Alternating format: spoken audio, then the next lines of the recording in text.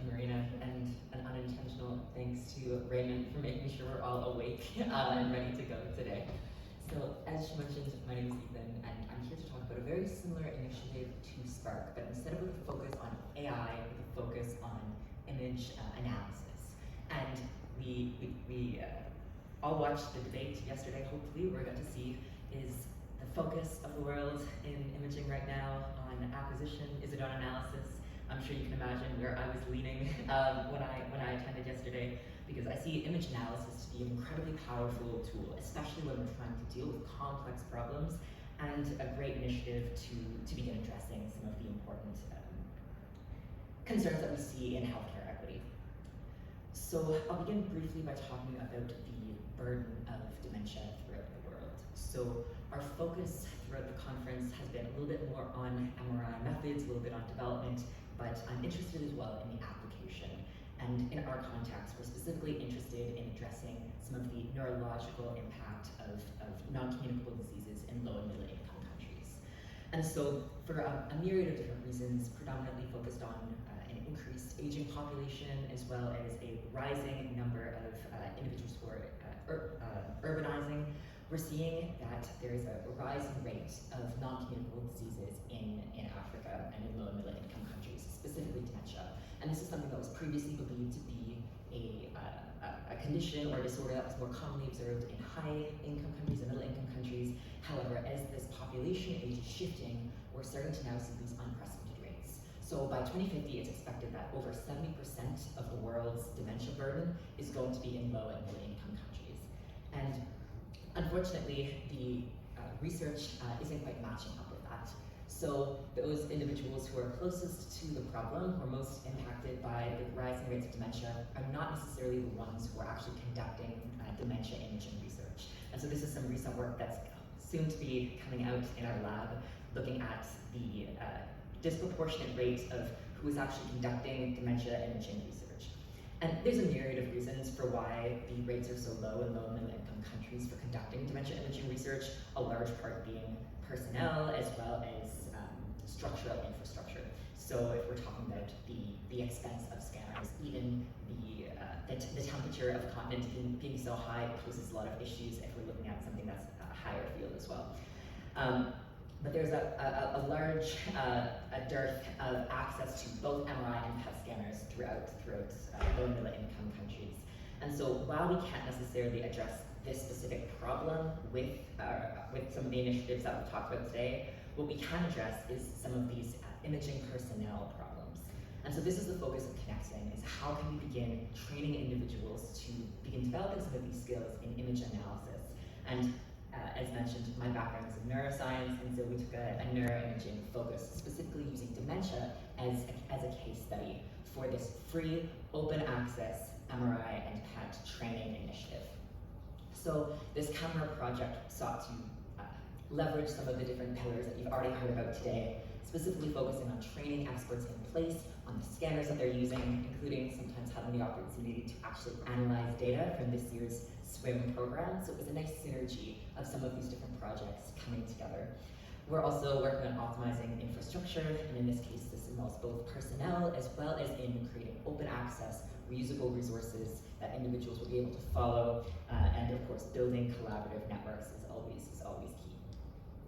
Some of the key goals of CONNExIN focuses on closing these gaps in neuroimaging research capacity and advancing the technical and analytical skills and knowledge in the community.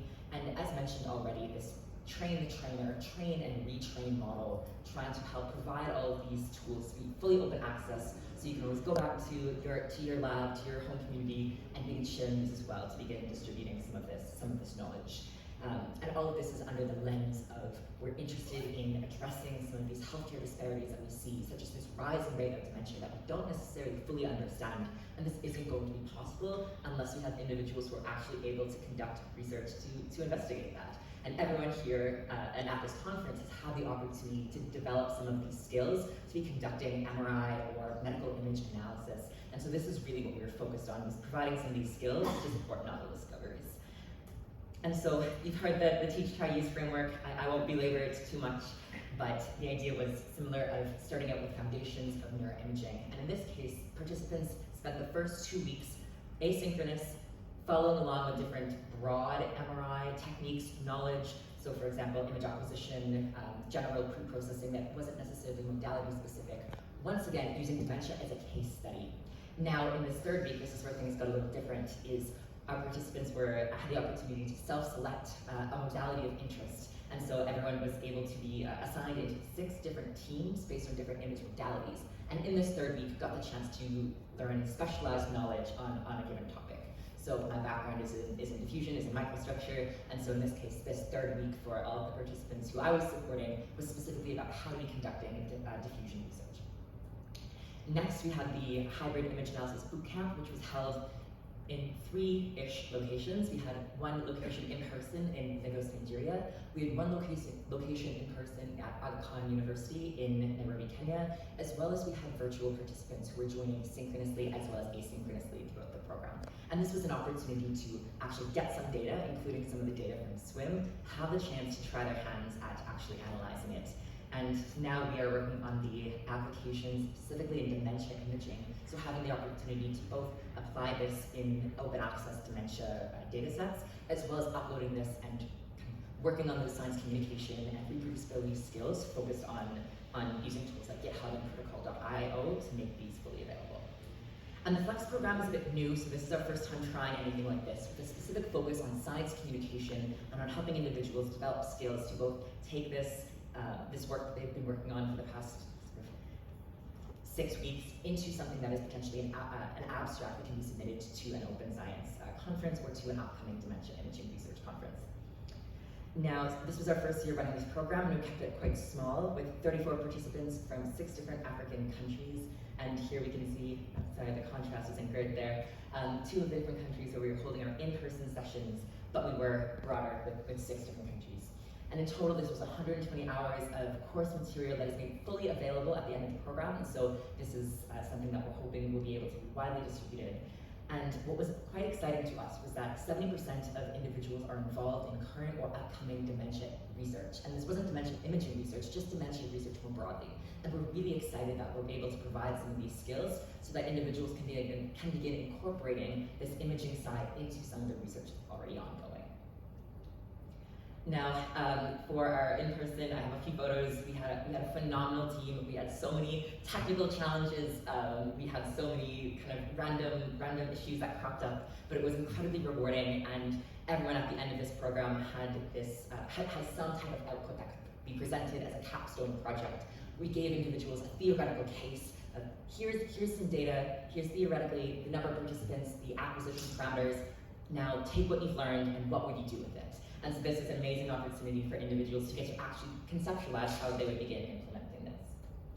Of course, I did not launch an international MRI training program by myself, and was very, very pleased to work with a phenomenal team coming from a myriad of different countries, leading both different teams. So we have structural, functional, diffusion, arterial spin labeling, PET teams, MRS teams, but also just individuals who have been broadly contributing to advancing image equity.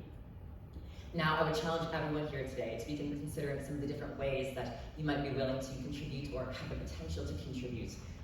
I've heard about the SWIM program. I knew I had no image acquisition skills, but this was one lens that I could take, and I encourage everyone to think about the open data that you have, or the code that you write in your lab, things that you can be using to contribute broadly to MRI accessibility, because knowledge is a garden, and if it isn't cultivated, you can't harvest it. So I encourage everyone to think about how we can collectively cultivate knowledge to begin addressing healthcare equity